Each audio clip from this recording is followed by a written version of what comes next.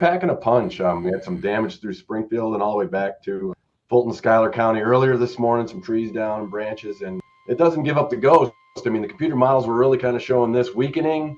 That's why the Storm Prediction Center kind of made a really small severe thunderstorm box out there earlier this morning, but we've been just tacking on as this thing just keeps chugging along, causing wind damage. It's heading towards Shelbyville now, and hopefully it dies off. I see we just issued another severe thunderstorm warning. That includes Shelby, Coles, Moultrie. It's actually going to creep down towards Effingham eventually. So just kind of keeping an eye on these storms. And there's another one right behind this. It's plowing into Iowa right now, and it's going to come hitting central Illinois right around 2 o'clock this afternoon. Probably south of the DeWitt County area, but definitely going to cause concern. The Storm Prediction Center's even ramped up the wind threat to hurricane force wind potential. Wow. Storms, 5 mile an hour. We're seeing the threat of intense winds with that next complex. It's going to arrive probably towards the Schuyler County area around 2. So by the time Springfield, Christian County get it, it'll probably be closer in the 3 to 4 o'clock time frame.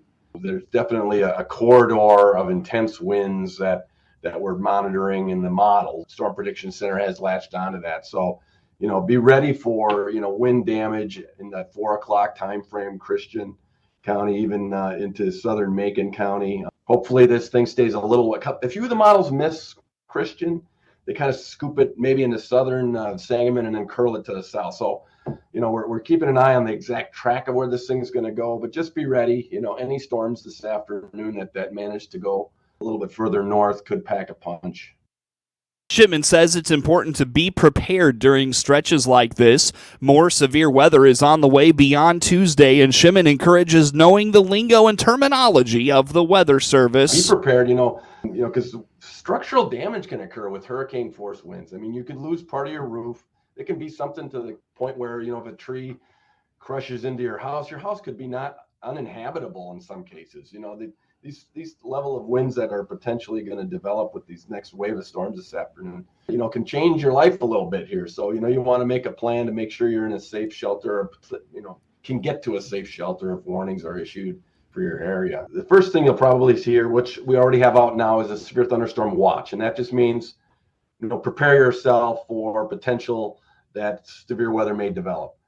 The warning is your key to take action. If you are in a warning means I've got to do something. I've got to either get to my safe place now, make sure people I are in charge of are informed, and also get to their safe place. That warning is your trigger. Take some action. And, obviously look for the wording in the forecast or the warning will kind of tell you what the most important threat is. Sometimes we'll have a tornado possible, severe thunderstorm warning. So, those kinds of situations, you definitely want to heed it as if potentially could have a tornado at any time. So, but that's the difference between watch and warning. Warning means take action. According to Shipman, storm chances will last all the way through Thursday. Yeah, exactly, Seth. The threat level is a little bit lower tomorrow on Wednesday, but it's still level 1 of 5, which means, any storms that develop, wind and hail, mainly a wind threat, I think, the next two days. But Thursday, again, another punch. We're level 2 of 5, and that includes DeWitt County, kind of the afternoon into the evening. So we're going to have multiple waves. It's not even going to be like only the afternoon and evening. We're going to have like late night storms rolling in, kind of doing what we have this morning. And then there's a break and then an afternoon, evening. So it's going to, like, every 8 to 10 hours, we're going to just have another wave of storms come through. So the ground's probably going to get pretty saturated here, and maybe some flooding issues could creep up. The excessive rainfall outlook is across all of central Illinois the next 3 days here. So just be ready for that. Flash flood deaths are actually above tornado deaths, for Illinois at this point. So, don't discount flash flood warnings, because your car can get swept away pretty easily. Shipman recommends having a weather radio in your home, especially during the overnight when that mobile device is off or on silent, or those outdoor sirens cannot be heard. You can keep it to regional radio for the latest in those watches or warnings as they're issued, and visit weather.gov/Lincoln for those weather forecasts and more weather information. Produce in Illinois is in full bloom, but how do we make it last? Caitlin Mellendorf is a nutrition educator at the U of I Extension in DeWitt, Macon, and Piatt counties and raves about the produce that is grown right here in central Illinois. She encourages consumers to buy local produce and support those local farms and businesses, but most of all, she says, enjoy that local produce. Yeah, summer is such a great time. We have a lot of produce that grows really well in Illinois. And so as people are, as you said, for you, you've got a garden. For folks that maybe can find roadside stands, farmers markets, sometimes even local stores will have a section of local produce, which is nice. So you can buy that locally. But the goal is eat it, right? We know that fruits and vegetables have good health benefits. They've got different vitamins, they've got minerals, they've got fiber, which supports blood pressure as well, or supports blood sugar management, so like with diabetes care, and with better bowel movements. So fiber is a great thing for those fruits and vegetables. But what do we do when there is a surplus of that produce? Mellendorf explains the different methods of preservation so no food goes to waste. You can freeze, can, dehydrate, or even ferment your vegetables to keep them good longer. What do you do with all of it? Because that is sometimes the challenge with the abundance that we get with gardens, or if you are going to a store and you see maybe a really good sale, buying up a large volume. And so preservation can be a way to make sure that all that money that you have spent or the time that you've taken to grow that food in a garden gets used. You don't end up having to put that food as wasted in the trash or in your compost. So we usually talk about 4 different types of preservation. So we have canning, which I think most people think of. We also have freezing, which is super, super easy. Dehydration, so getting all that water sucked out. And so you can right now we're in the middle of peach season, so you could dehydrate peaches, you could can peaches, you could freeze them. And the last one that we sometimes talk about would be fermentation. So think about sauerkraut, kimchi. There's just a lot of options. And then the nice thing too, with all of these, they're becoming relatively shelf-stable products with canning and drying. You can can those foods and they become a shelf-stable products. You don't need to take up refrigerator or freezer space. Same for dehydration. With freezing, obviously we have to put that all in a freezer. But if you've got a large chest freezer or even a small freezer in an upright freezer, you can still fit quite a bit of things, because when we freeze those foods, we usually blanch them first, and that softens the cell walls so they can fit into a smaller space, which is helpful. There are lots of online resources where you can find recipes and ideas for those summer vegetables. Mellendorf recommends extension.illinois.edu, where you can find a whole host of ideas on food preservation. News time is 7:15 on this Wednesday, More to come on the morning show. We value your trust in us. This is Scott Baum from Baum Chevrolet Buick here in Clinton. Yes, our goal is to earn your trust each and every day. That's why we have prices posted for each car, truck, and SUV, new or used, on our lot or on our website. Currently, we have a great selection of new and used Silverados priced to move in 1,500, 2,500, or 3,500s. Come see us and all our inventory. Baum Chevrolet Buick. We want to be your trusted transportation option. BaumChevyBuick.com, right from the start. News time is 16 minutes after 7 o'clock on this Wednesday. I'm Seth Lawrence with you folks today for this expanded local newscast.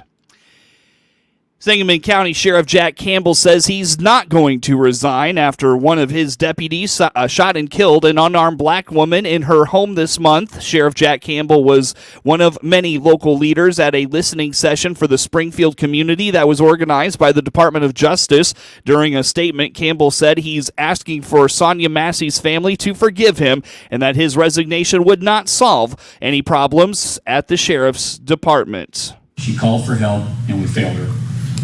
All right. That's all she did. That's all she did was call for help.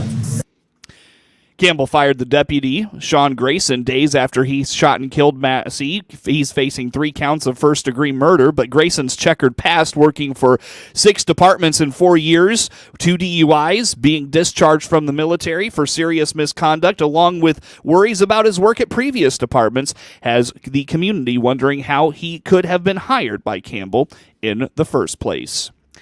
Two Illinois FFA's members are in the running for national awards. Lizzie Schaefer from Taylorville is a national FFA finalist for American Star in Agriscience. Well, this was years in the making. I've been working on scientific experiments since I was in the 8th grade, and I've always been infatuated with how we can make livestock production even more efficient and better than it already is today. So I did 5 research experiments. 4 of them were basically on bovine reproduction and how we can make that even more efficient, especially with embryo transfer. And then my last one was on how we can keep baby calves as healthy as possible coming out of first calf heifers, because that colostrum that first calf heifers produces a little bit lower quality than aged cows. So I did an experiment on how we can try to make those calves a little bit more healthy. So it's been a lot of years in the making, and a lot of the experiments that I did took a lot of time to do. And I actually even competed at the National Science Fair with 3 of the 5 projects that I completed. Schaefer will be a junior at Kansas State in the fall. Ty Steffen from the Newark FFA chapter is an American Star Farmer finalist. The Star Award winners will be announced during the National FFA Convention in late October in Indianapolis.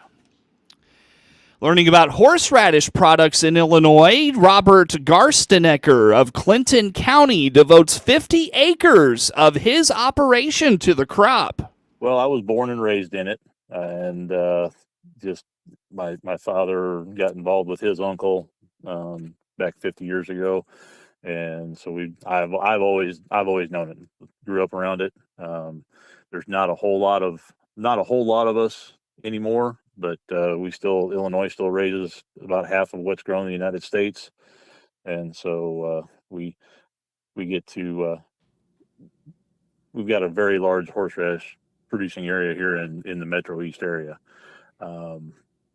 One of the things is basically with horseradish, there's a lot of hand labor involved. Our season starts, it's pretty much year round, and we go from early spring planting to right now doing some cultivating and we don't have a lot of herbicides, so we do a lot of hand hoeing, and that involves hand labor as well. And then in the harvest season, when we start that, it's basically in the late fall, early winter, and we start about last October, beginning in November. Garstenecker uses a mechanical harvester, and then the product is shipped to either Ohio or Maryland for processing. It's not fly fishing, it's flying fish, the invasive silver carp. The effort continues to rid them of the Illinois River and bring attention to the issue, and that's the goal at this weekend's original Redneck Fishing Tournament in Bath, Illinois, says organizer Nikki Gregerson. We get a lot of people who don't necessarily live right on a waterway, and they don't really understand how bad the issue's been, so they can spread that, across the states. I've had people send donations in the middle of the year. They have no interest in coming to participate. They just want to help raise more awareness of this. They're trying to, it's becoming more obvious and more well known that these fish are edible. They're actually very good to eat. I've had restaurants who had never heard of them call me and ask me about it and how they would get them. They're very good fertilizer. And I think that if we could focus on getting more plants to process these fish in one form or the other, it would put a huge dent in the population and help keep them out of Lake Michigan. The event runs Thursday through Saturday.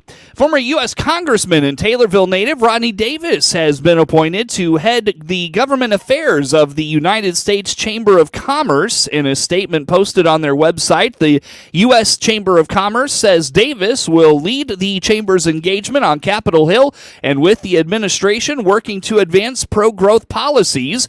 Chamber President and CEO Suzanne Clark said in the statement his deep relationships, policy expertise, and proven track record as a consensus builder will be invaluable as the organization advocates for businesses. Davis served as a 5-term Republican U.S. representative for Illinois' 13th District and was a ranking member of the Committee on House Administration and a deputy whip. Prior to being elected to the U.S. House in 2012, Davis served as Project ethics director for Congressman John Shimkus for 16 years. He will join the chamber in August following the departure of Evan Jenkins from the post earlier this year.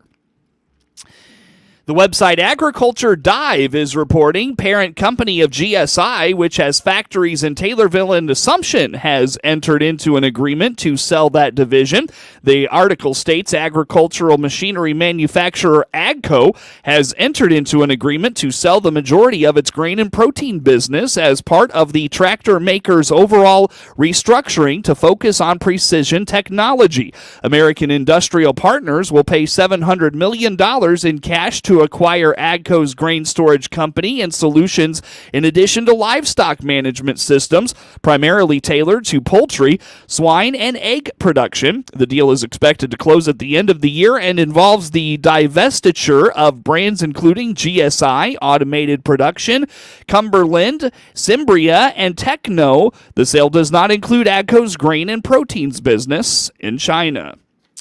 The Centers for Disease Control and Prevention, or CDC, reports after decades of decline, drowning deaths are on the rise in the U.S.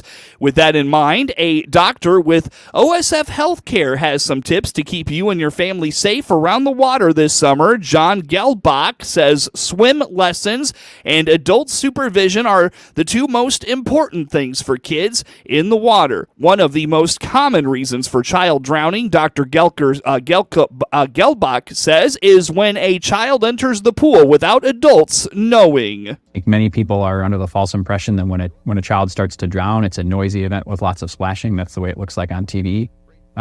Unfortunately, the realistic picture is it's a much more quiet and a non-chaotic event. Somebody slips below the surface, they inhale a lungful of water, and there's no splashing. It's just quiet sinking to the bottom. Over 4,500 people die each year from drowning from 2020 to 2022, reported in the CDC's Vital Signs study. The study shows drowning to be the number one cause of death for children ages 1 to 4. The research points out 55% of American adults have never taken a swim lesson, and that drowning death rates for Black people were 28% higher in 2021 than 2019. President Joe Biden delivered a proposal to reform the Supreme Court on Monday. The most significant change would impose 18-year term limits for justices. Senator Dick Durbin, chairman of the Senate Judiciary Committee, says justices have gotten away with too much for far too long. The ethical mess in the Supreme Court is an embarrassment to the United States. They are at the lowest approval rating ever recorded in history. You can't have one Supreme Court Justice, Clarence Thomas, receiving almost $4 million in gifts from billionaires who appear before the court and not reporting it, not disclosing it. That is just ridiculous. I don't know why those 9 people think they're above the law. It applies to every other person in government, but it's got to come to an end. President Biden's right. The proposal for a binding ethics code comes after revelations that Justice Clarence Thomas accepted travel accommodations from a Republican mega donor, trips he did not formally disclose until recently. Additionally, President Biden added the binding code of conduct would require justices to disclose gifts and refrain from political activity.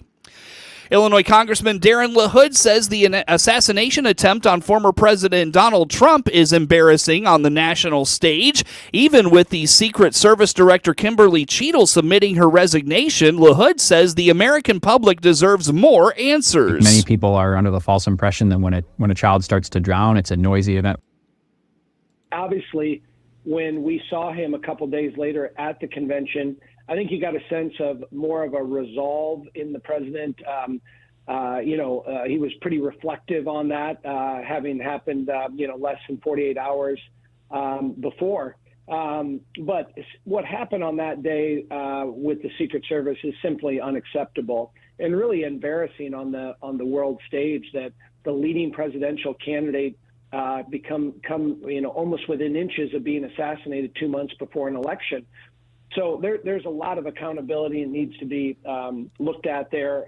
Obviously, the resignation of the Secret Service director this week should have happened last week, but it's simply unacceptable. There's still a lot of answers that need to be reviewed, and a lot of answers that we need to cultivate. The speaker has announced a task force that will be made up of Republicans and Democrats that will review what happened, what didn't happen here, and make sure this never, ever happens again. That'll be bipartisan. We're actually going to vote on that tomorrow to create that task force, which will have subpoena power to make sure that we get to the bottom of this. Congressman LaHood added House lawmakers plan to vote on a bipartisan task force with subpoena power to gather more answers. Cheadle, a Danville native and Eastern Illinois grad, is replaced by Ronald Rowe Jr. until President Biden selects a new director. Congressman LaHood, a former federal prosecutor himself, says despite the embarrassment on the national stage, Secret Service members are the top service members in the country. Corn and soybean condition ratings continue to be good. Gary Crawford has this quick report. In many of the nation's corn and soybean growing areas, the last couple of weeks have been just a tad dry, but not very hot. And that lack of extreme heat has certainly benefited corn and soybeans as they move through the reproductive to filling stage of development. Agriculture Department meteorologist Brad Rippey says good weather is really helping crop condition ratings for corn. So we are sitting now at 68% good to excellent, 9% very poor to poor. Compare those numbers to last year at this time when we were just 55% good to excellent and 15% very poor to poor a year ago. Meanwhile, for soybeans during this past week, no appreciable change from last week. We did see a 1-point drop in the good to excellent numbers, 67% this week, last week 68%. And this week, only 8% of U.S. soybeans were rated in poor to very poor shape. Gary Crawford for the U.S. Department of Agriculture. News time is 29 minutes after 7 o'clock on this Wednesday. Coverage of news brought to you by Baum Chevrolet Buick, and we stream to Facebook and YouTube, brought to you by Peterson Insurance, your Pekin Insurance